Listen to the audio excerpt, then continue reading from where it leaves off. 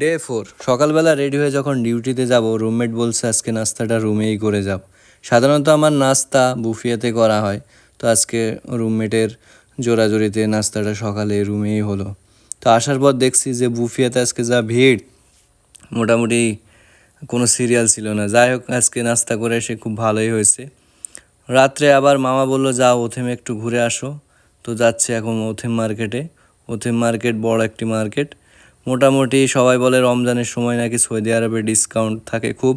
তো আজকে দেখি কীরকম ডিসকাউন্ট আছে। ওথেম মার্কেটে মোটামুটি সোমবারে ডিসকাউন্ট থাকে, তারপরেও দেখছি এই যে প্রথমে যেটা দেখা যাচ্ছে এটা হচ্ছে জমজম ওয়াটার।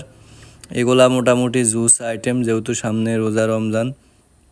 তো আমি ঘুরতে ঘুরতে দেখছি যে না, মাংসতে মোটামুটি ডিসকাউন্ট আছে, এটা হচ্ছে উটের মাংস।